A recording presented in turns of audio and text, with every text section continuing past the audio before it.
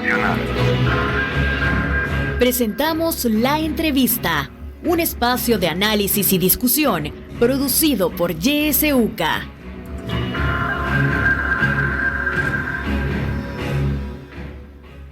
Buenos días, gracias por su sintonía a Radio YSUCA. Esta mañana en este espacio de la entrevista vamos a hablar sobre el informe del Observatorio Universitario de Derechos Humanos, el OUDH de la UCA, titulado La libertad de prensa y el acceso a la información pública en El Salvador.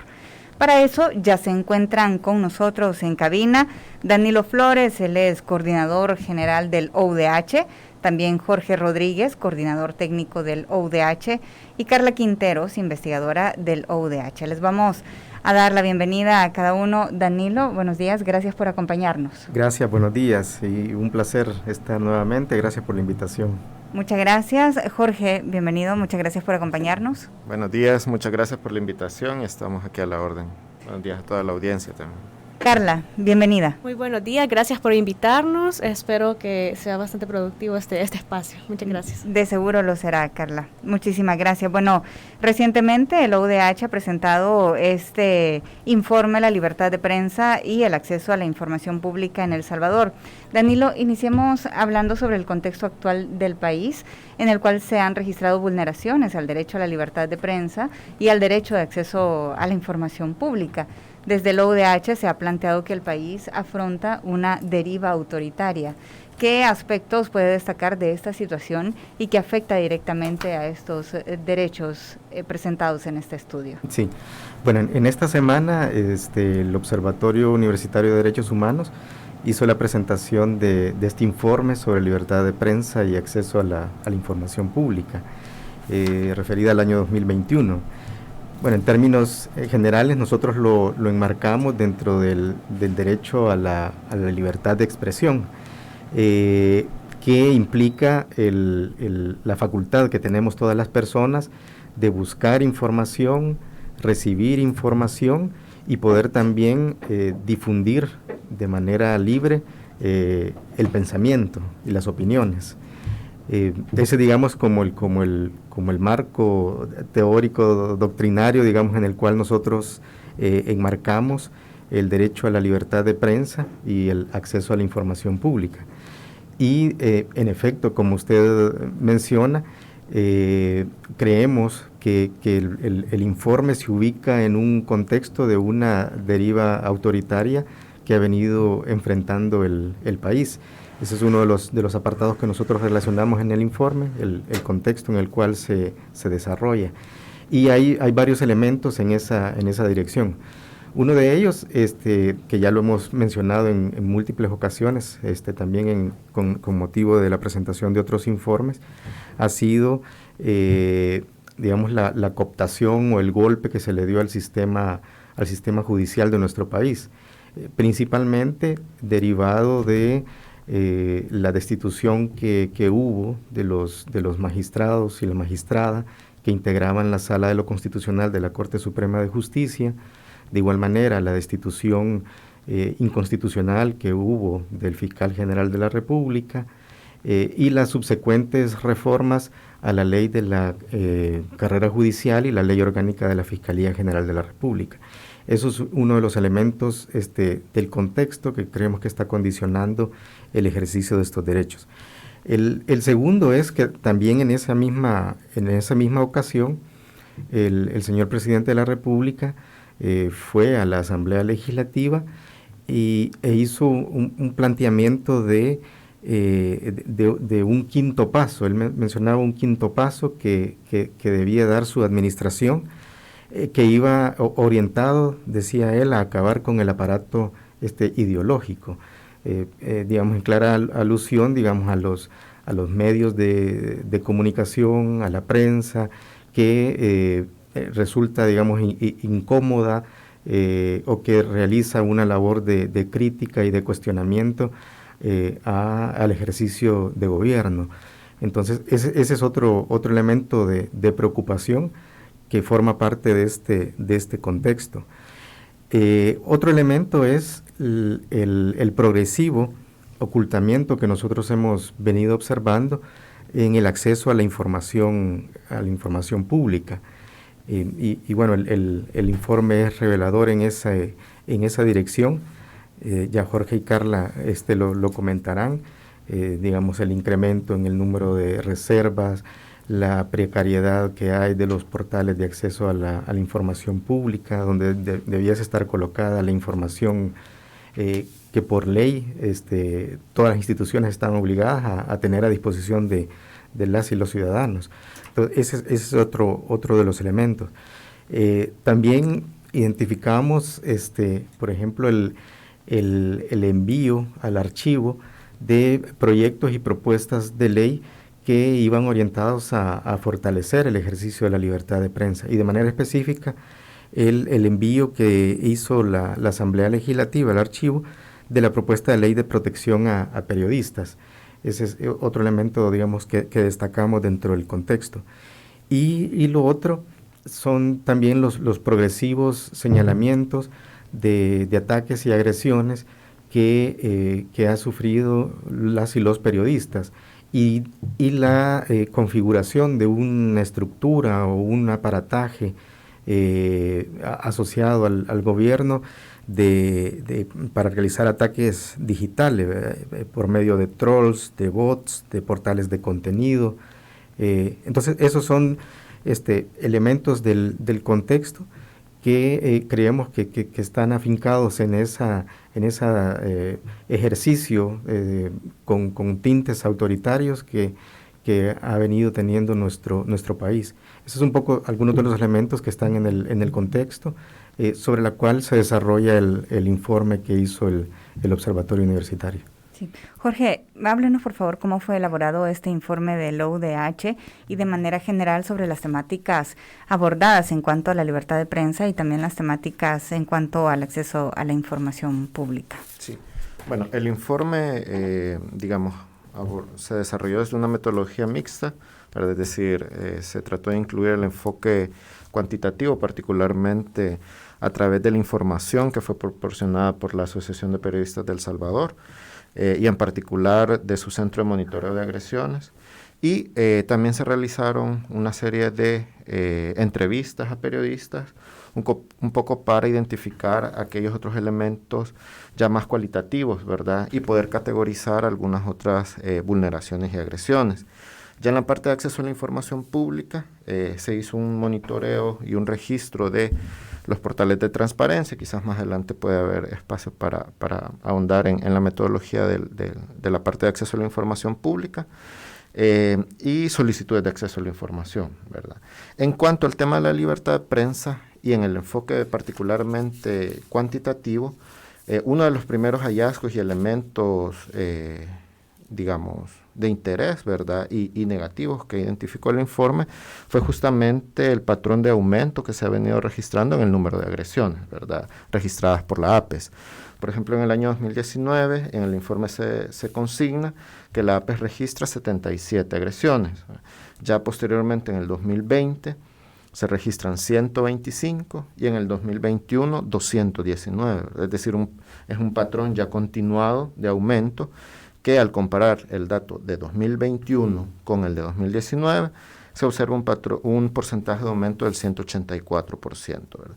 Y llama, la atención, por ejemplo, que hay coyunturas específicas, ¿verdad?, donde el número de agresiones aumenta, por ejemplo, en los periodos electorales, ¿verdad?, cuando se observa el número de agresiones por mes, se observa claramente en el año 2021, que en el mes de febrero hay un claro repunte, ¿verdad? Entonces, ese es uno otro de los hallazgos, ¿verdad? Que hay escenarios específicos donde aumenta.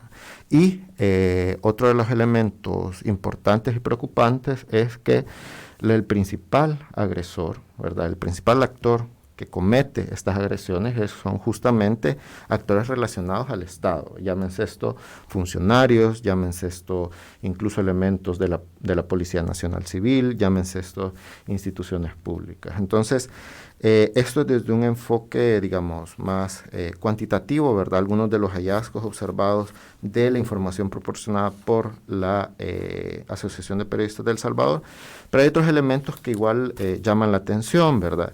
Por ejemplo, claramente hay digamos, del análisis de los datos, pero también de la información que proporcionaron los y las periodistas en las entrevistas, hay un claro patrón de ataque, ¿verdad?, al periodismo que se esgrime, obviamente desde estos actores institucionales, ¿verdad? Y estos ataques tienen diversas modalidades, ¿verdad?, que van desde las declaraciones estigmatizantes, que es uno de los elementos como más frecuentes, ¿verdad?, a nivel público, que al ser esgrimidos desde actores funcionarios, ¿verdad?, se promueve una cultura, ¿verdad?, y se promueve un escenario hostil para el ejercicio del periodismo, ¿verdad?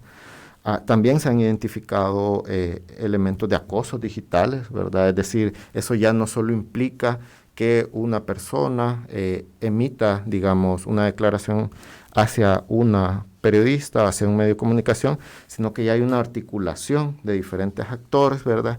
Como ya decía Danilo, incluyendo bots o usuarios, ¿verdad?, que se articulan para atacar a un determinado medio de comunicación o periodista, ¿verdad? También se han identificado amenazas, ¿verdad?, e incluso, que es algo que hay que, digamos, poner mucha atención, que ha llegado ya a los ataques físicos, ¿verdad?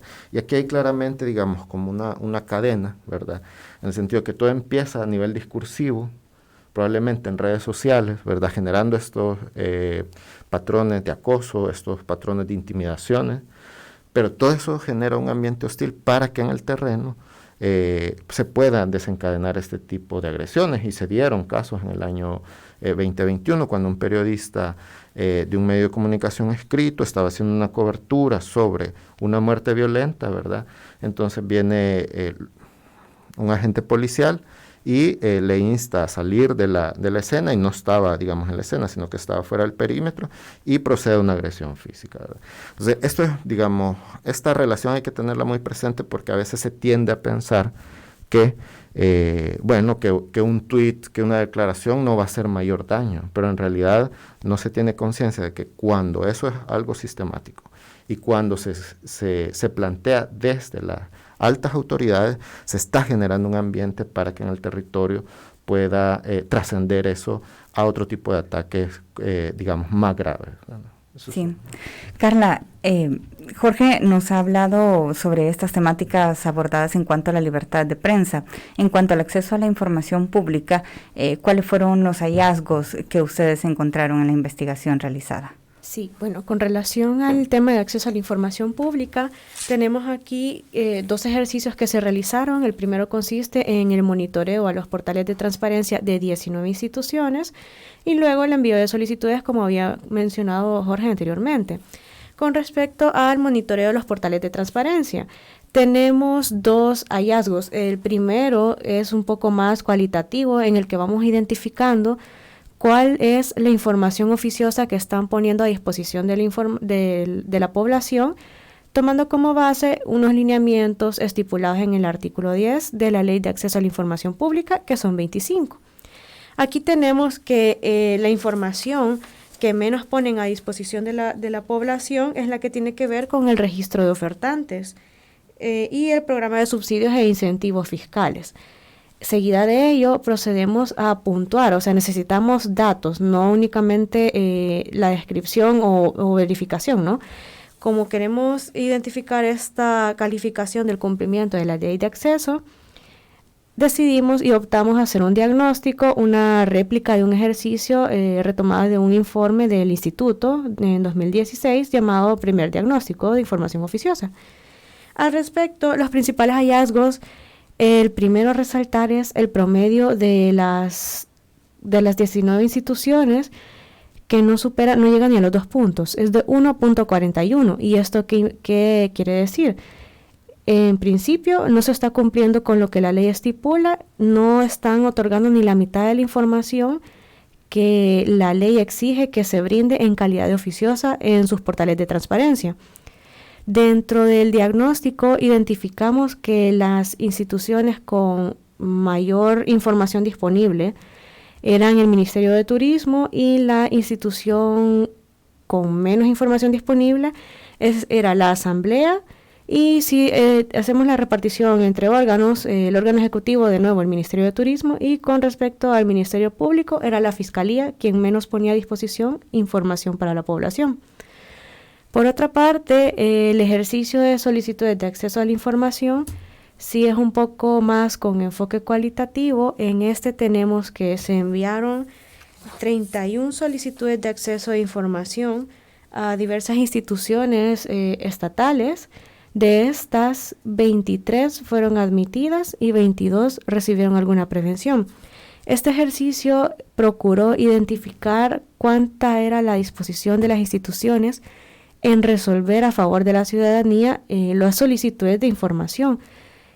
Aquí se identificaron ciertas irregularidades, no está estandarizada la manera en la que uno se lleva el proceso, ¿no? Se presenta la solicitud, uno entrega los datos y la firma.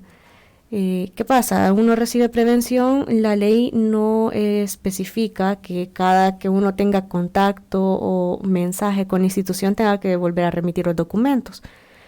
No se hizo porque la ley, como acabo de decir, no lo estipula y esa solicitud fue rechazada. Fueron detallitos así que fuimos viendo, causales de denegación como esta. La institución no tiene la jurisdicción o competencia en generar la información.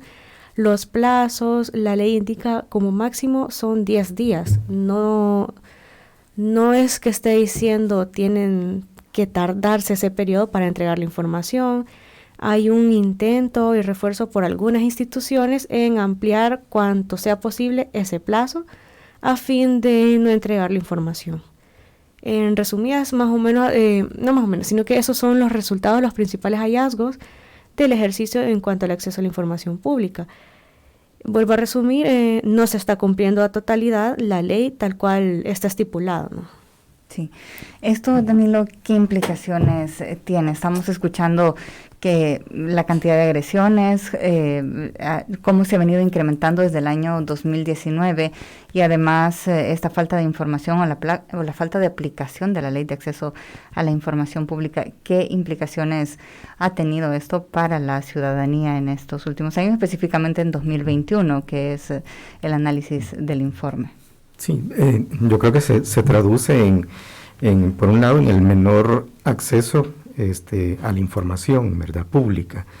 Y esto es muy importante porque este derecho se conoce como un derecho llave, que permite el ejercicio de otros derechos. O sea, que nosotros como ciudadanos podamos obtener y tener información que nos ayude, por un lado, digamos, a estar informados, pero también a poder realizar un ejercicio también de verificación del ejercicio público, ¿verdad?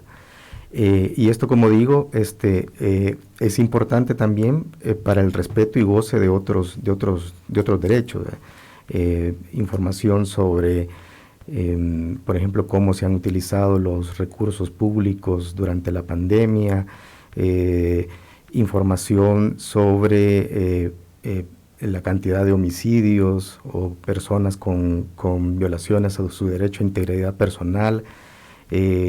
Todos esos datos, digamos, son información fundamental para ver las políticas públicas, qué forma de abordaje están haciendo para poder enfrentar esas situaciones, por mencionar algunos ejemplos de aplicación práctica que pueda tener. Y ahí quizás me gustaría también ampliar otros dos aspectos al ejercicio de la libertad de prensa, además de los ya mencionados por Jorge. Uno es las restricciones al ejercicio periodístico, que en esta, por ejemplo, tanto en las entrevistas que se realizaron con periodistas, se planteaba cómo hoy ha venido disminuyendo el acceso, digamos, a las fuentes. Hoy las personas tienen temor a sufrir represalias, y eso ha implicado también un incremento de lo que se llaman entrevistas o fuentes off the record, ¿verdad? En donde la persona no quiere ser identificada por temor a recibir alguna represalia. Ese es un tipo de restricción, digamos, que está habiendo al ejercicio periodístico. De igual manera se ha verificado o han denunciado cómo la información pública también y las voceros oficiales se han restringido y disminuido por una centralización, ¿verdad? Al parecer las personas tienen que requerir como el aval en este caso de Casa Presidencial o de la Secretaría de Comunicaciones, de las declaraciones. Entonces eso limita también el acceso de las y los periodistas a las fuentes oficiales o a los voceros oficiales de las instituciones. De igual manera, denuncias de bloqueo, digamos, en espacios públicos para poder acceder a entrevistas. El más reciente creo que fue un caso cuando inauguraron el mercado que estaba en el anterior parque Ula Ula, donde no se permitió, digamos, entrevistar a algunas personas que iban a hacer uso o a trabajar, digamos, en el mercado, y no se les permitía, que tenían, digamos, cuestionamiento, digamos, en la forma como se ha organizado, y creo que los cánones que tenían que pagar para poder acceder a los locales. Entonces no se bloqueó, digamos, el acceso a poder entrevistar a estas personas. Eso por mencionar algunos ejemplos. Y lo otro también son las situaciones de espionaje que también han sido denunciados por las y los periodistas.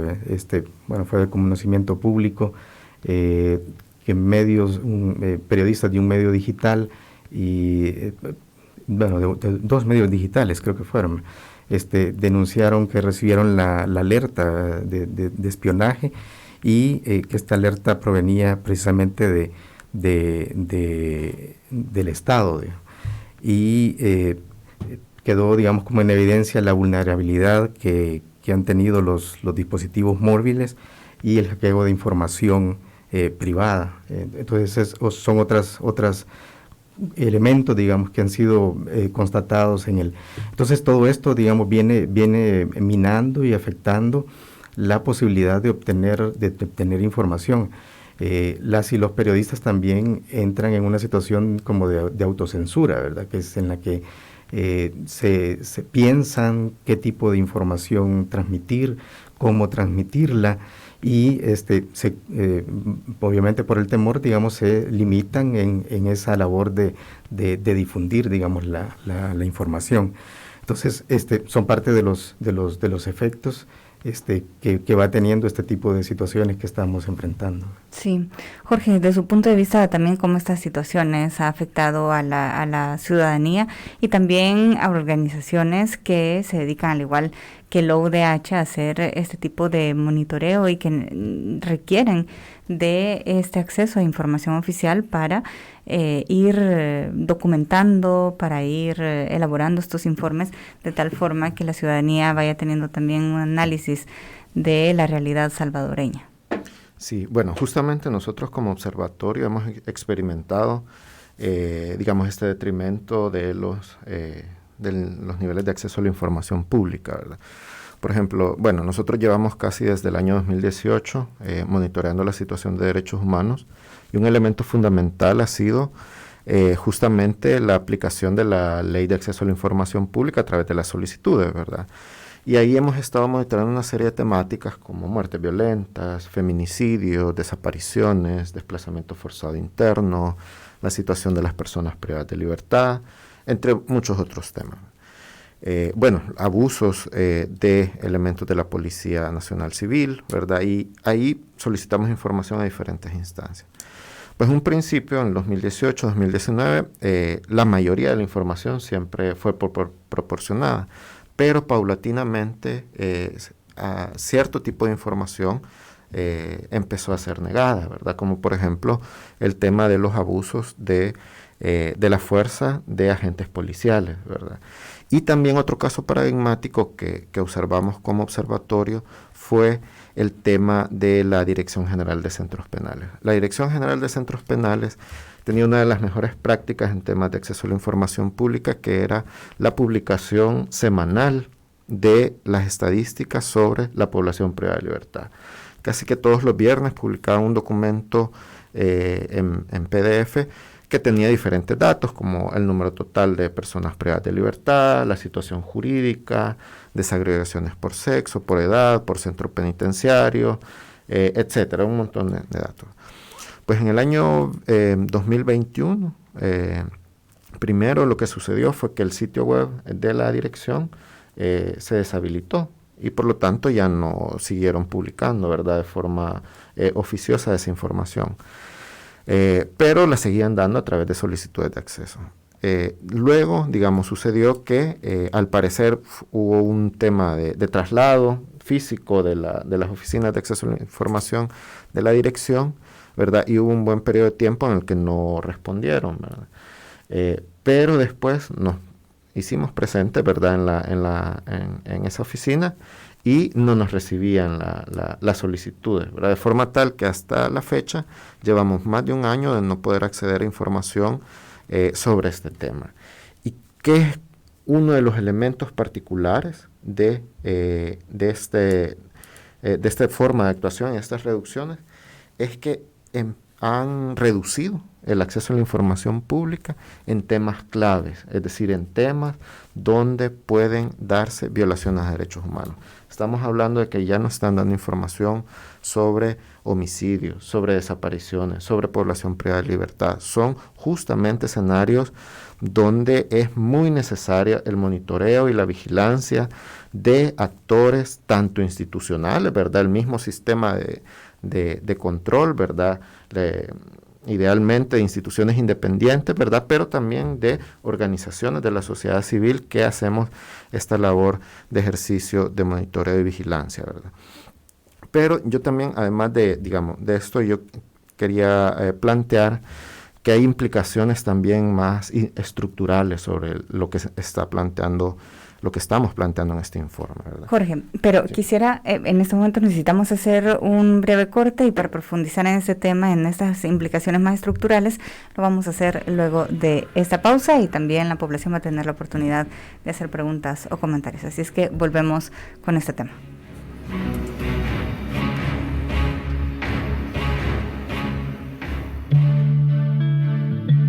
Radio YSUCA te acompaña en todo momento. Sintonizas La Voz con Vos. YSUCA, siempre con vos. 91.7 La Voz con vos. Hora 10. Que la realidad tome la palabra a través de la ciudadanía activa. Sí, nos escucharon, pero solo con ustedes. Tenemos otra pasarela que la van a hacer inclusiva porque ahí pasan los niños. Hay que empezar resolviendo los problemas básicos de las mayorías populares. Estamos preocupados porque ya son 2 días que nos han quitado el agua por completo. Yo llevaba en paz súper grave, lo llevaba con vómito, con diarrea. Nos dieron las 10 de la noche y nada. Hora 10. De lunes a viernes a partir de las 10 de la mañana.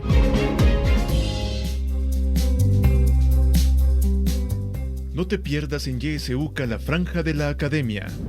Los viernes a las 7 de la noche te presentamos Abriendo Puertas, un espacio crítico, analítico e incluyente, producido por el Departamento de Sociología y Ciencias Políticas de la UCA. Recuerda, Abriendo Puertas, todos los viernes a las 7 de la noche por YSUCA. Sintoniza Radio YSUCA en el 91.7 del FM. La Voz con Vos.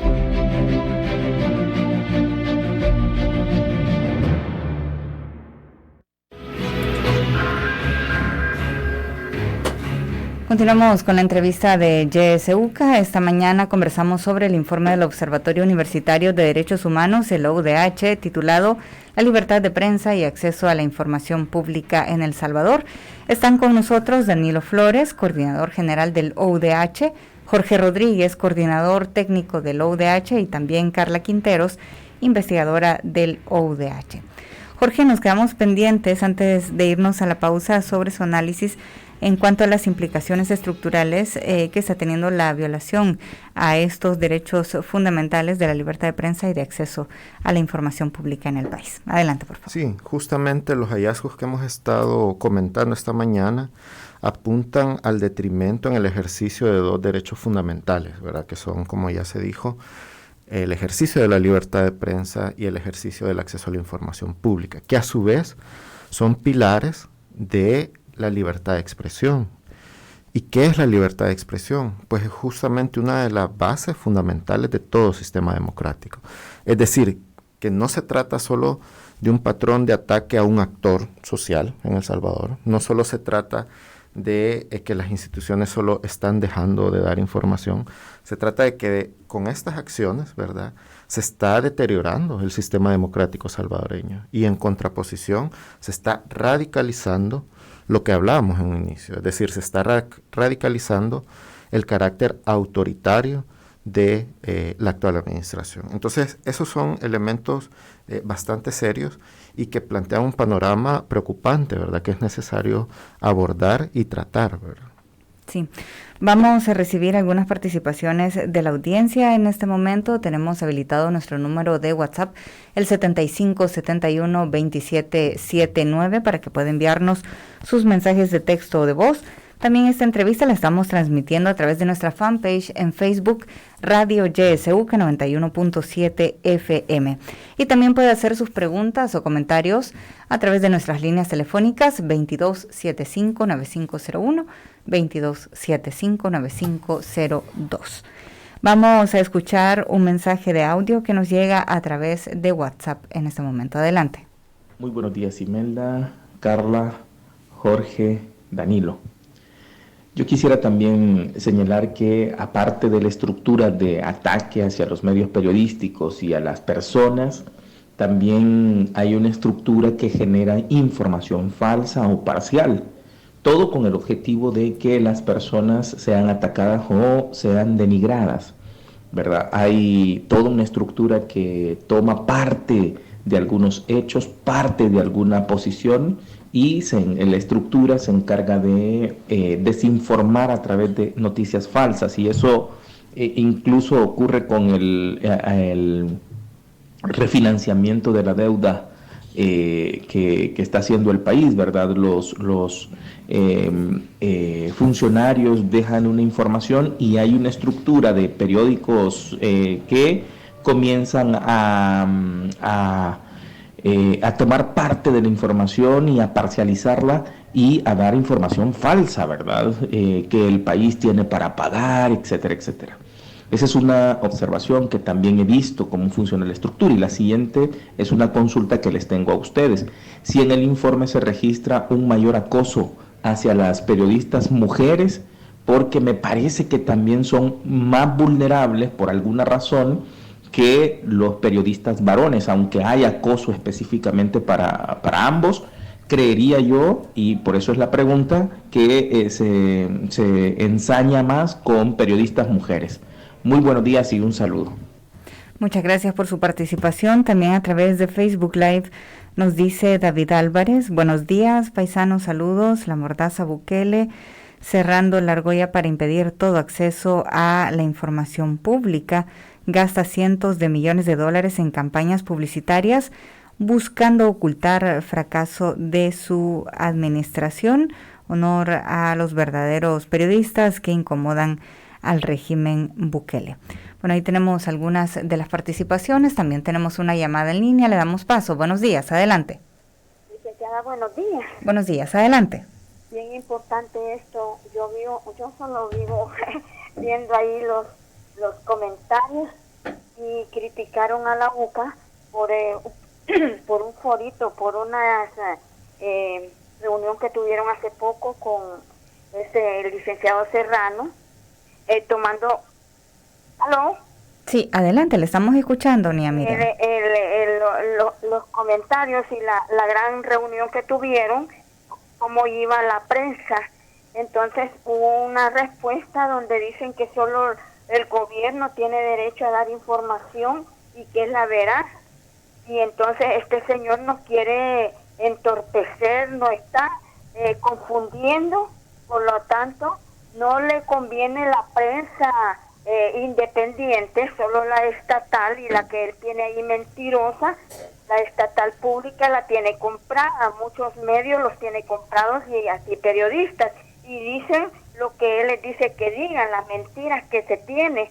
Entonces nosotros, lo principal, el pueblo, queremos ahorita, necesitamos de ustedes, los invitados que tiene ahí, licenciada, porque sinceramente solo ellos nos pueden informar a dónde están nuestros recursos, los que aportamos a través de impuestos, los más pobres de los pobres. No sabemos a dónde han ido, ni tampoco a dónde están las inversiones, porque este señor no dice nada. Fíjese que ahí está disolviendo la Sigestic, me parece, con 44 millones que hace poco le aprobó la Asamblea Legislativa, y ahorita la está quitando. ¿A dónde están esos 44 millones?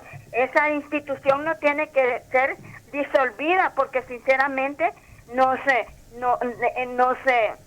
involucra todo el pueblo a un bienestar que necesitamos. Ahí el ISNA le ha aportado 3 millones y tanto, y no saben a dónde han sido invertidos.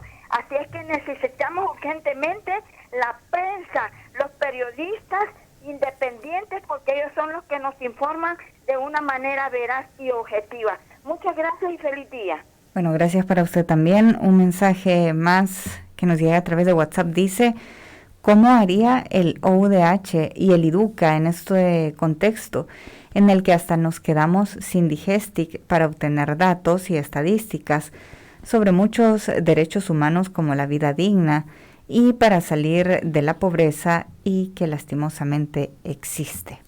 Bueno, estos son parte de las participaciones de la audiencia. Les vamos a dar paso a nuestros invitados para que nos puedan brindar sus comentarios. Vamos a iniciar con Carla sobre los comentarios ante estas participaciones. Sí, muchas gracias a la audiencia por comentarnos. Quisiera comenzar con la pregunta respecto del enfoque de género, el ataque a las mujeres periodistas. De hecho, sí, a través de las entrevistas se logró identificar que, si bien en general los periodistas son blancos de ciertos ataques y persecuciones, criminalización a la labor periodística, con respecto a las mujeres que ejercen esta labor, hay otras modalidades adicionales que es por su condición de mujer. Va más allá de acoso digital por la labor, sino que ahora también se centran en dañar y hacer mención sobre por qué es mujer. El acoso sexual no es algo que esté lejos o que no se vea en estas situaciones. Las palabras también hacia ellas de odio por su condición. Si bien no se ha podido plantear una temática o un apartado específicamente, sí se logró identificar a través de las entrevistas realizadas esta diferencia entre los ataques que reciben los hombres y las mujeres que ejercen la labor periodística. Al respecto de la información que mencionaban también, quería hacer la relación de la implicación, ¿no?, que tiene la ciudadanía ante las restricciones a la información pública. La ciudadanía, pueda que no todos estén totalmente conscientes de cómo esto les afecta, y es que no les permite estar debidamente informados. Las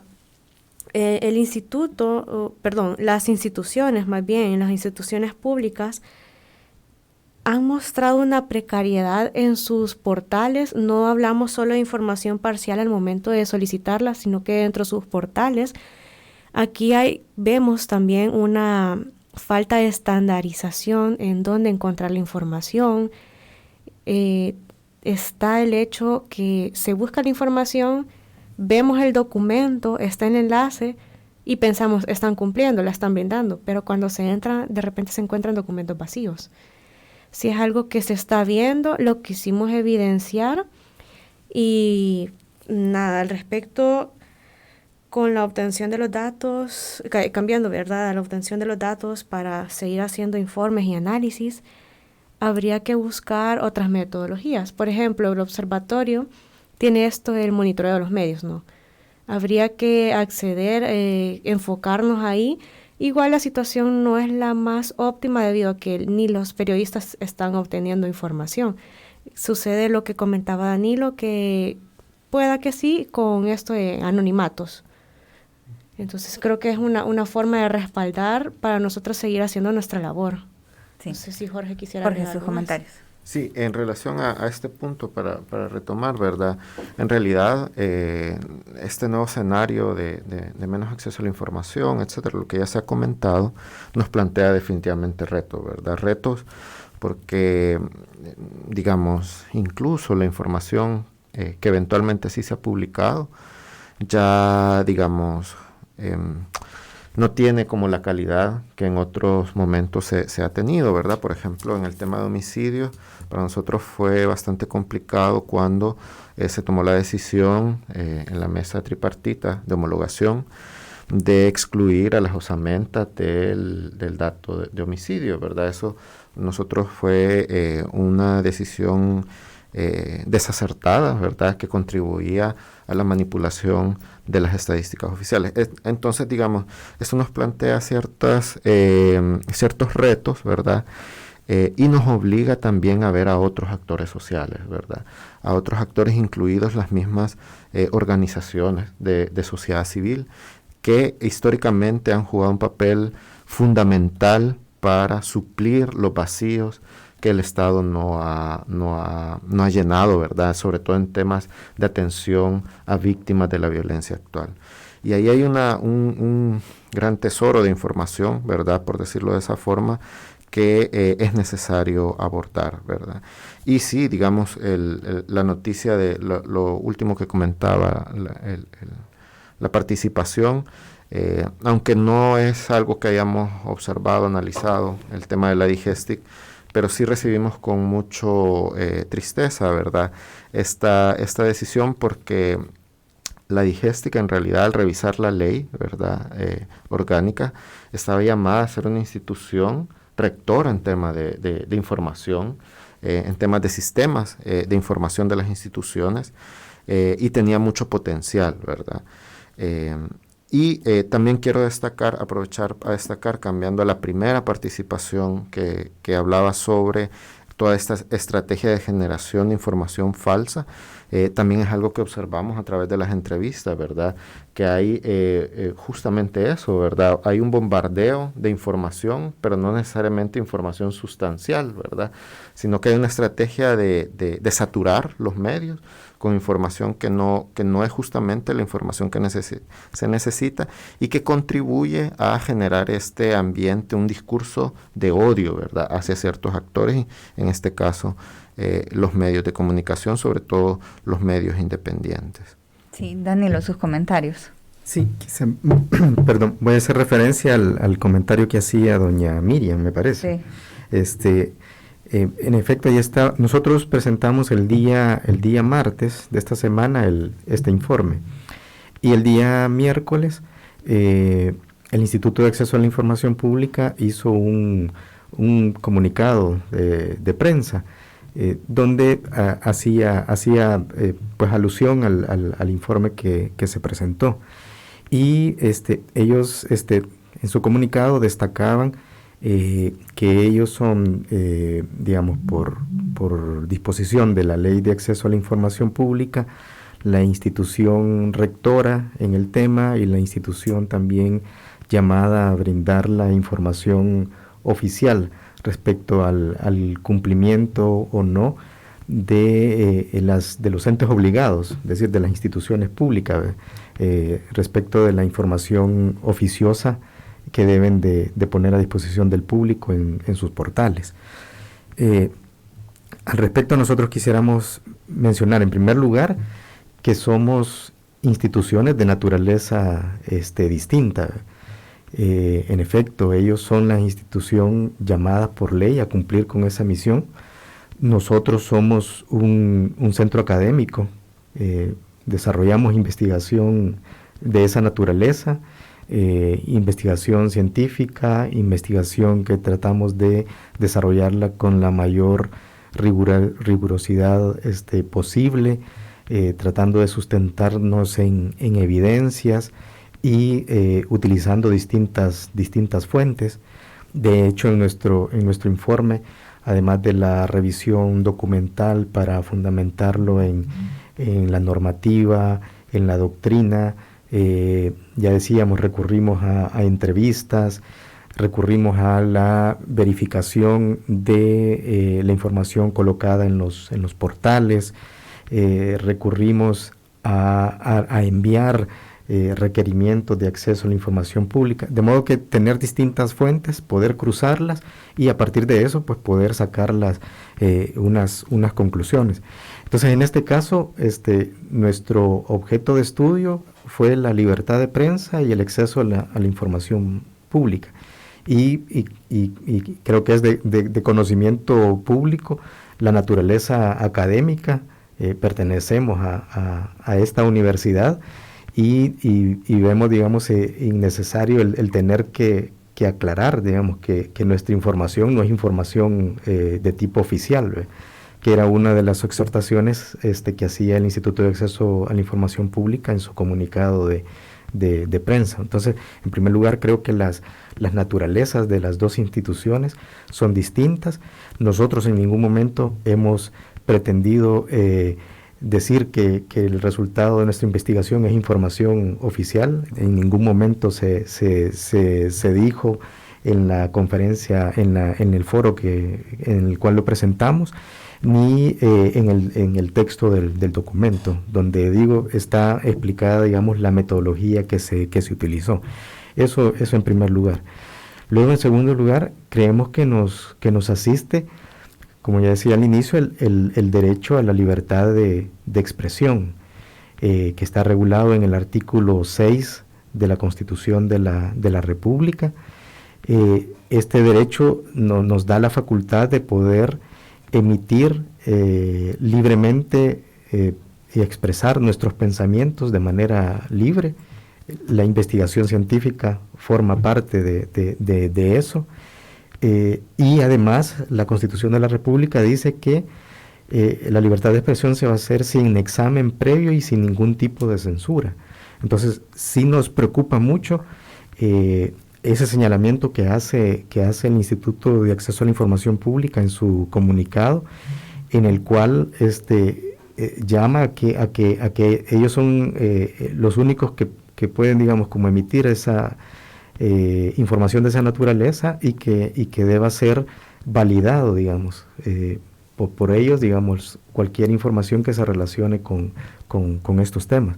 Eso nos preocupa de sobremanera. Y por el contrario, también nosotros llamaríamos y sería, digamos, como importante tener un diálogo con el instituto para conocer, digamos, los resultados de las verificaciones que ellos han desarrollado hasta la fecha y discutir públicamente sobre esa situación, ¿verdad? Y poder dialogar sobre si ellos tienen un resultado distinto, a dónde estriba esa diferencia entre las evaluaciones que estamos realizando, de modo que tanto sociedad como instituciones públicas podamos avanzar a que haya un mayor respeto de estos derechos en nuestro país.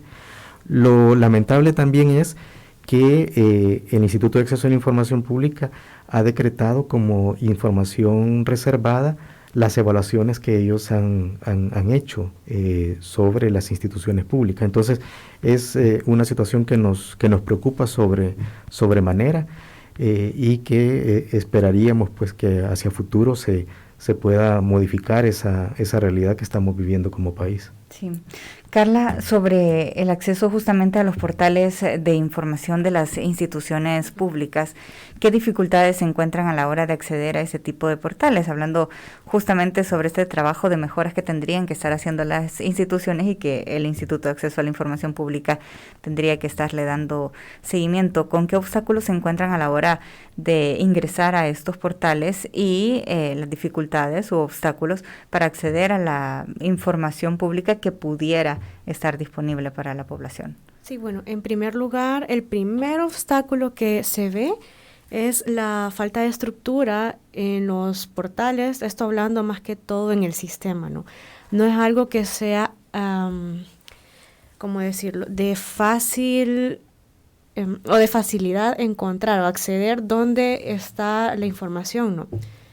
No hay un orden en donde han colocado la información. También no sé si asegurar el hecho de que esto sea intencional o no, la simple situación que la información a veces no está donde uno supone, de acuerdo al título o al nombre que le otorga alineamiento en la ley, ¿no? Eso es una de las principales. La información que poseen dentro de los portales es demasiada. No es fácil distinguir cuál es a la que yo estoy apuntando. Los portales de búsqueda tampoco hacen los filtros. De repente no siempre entregan o arrojan los resultados a los que uno quiere acceder, ¿no?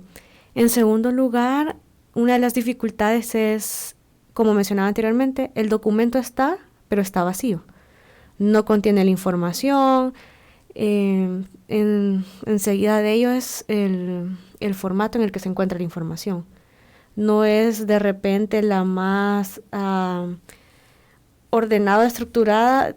Pasa similar cuando se hacen solicitudes de acceso a la información, que envían la información en un formato en el que no es tan fácil extraer, ¿no?, lo que uno necesita.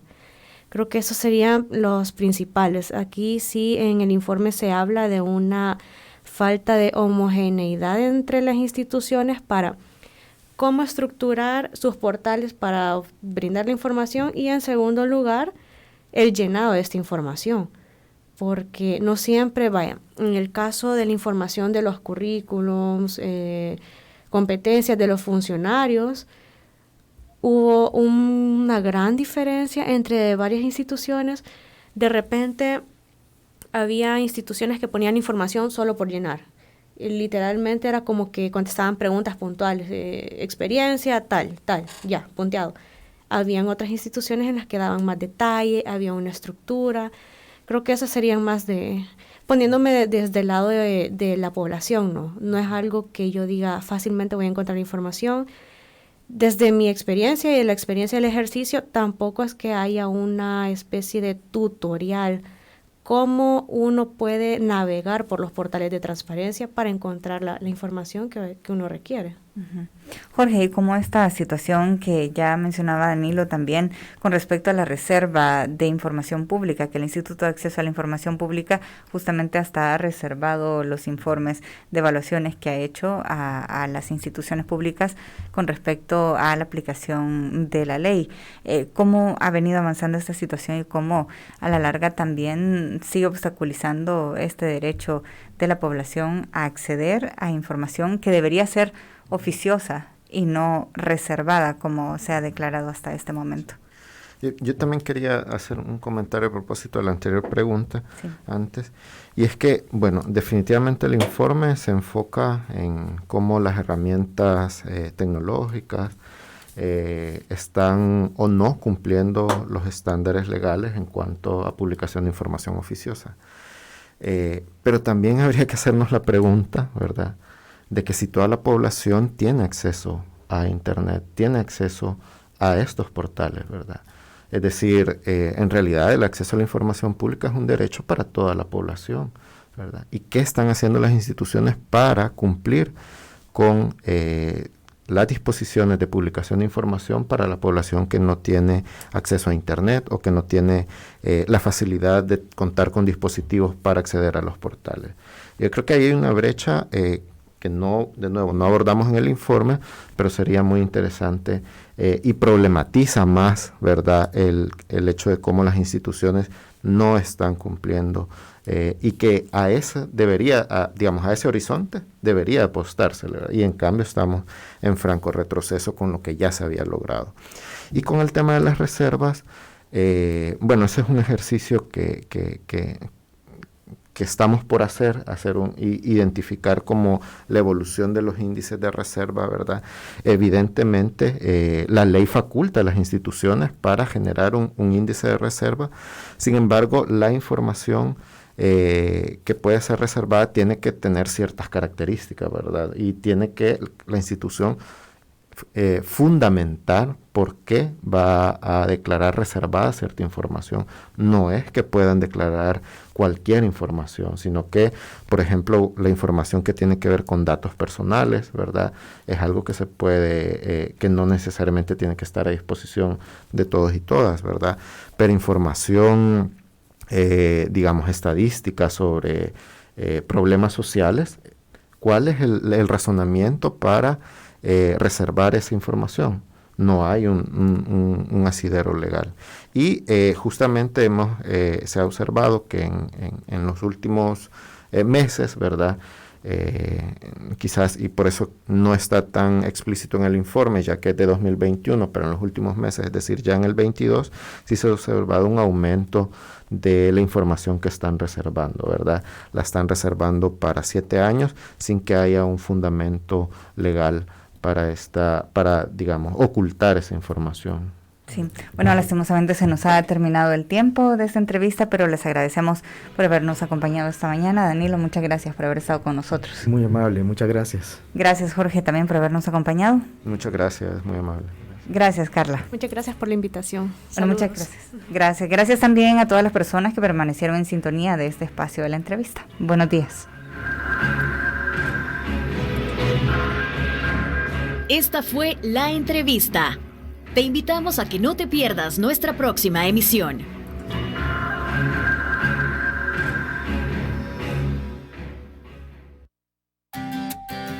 Disfruta tu mañana en compañía de Radio YSUCA.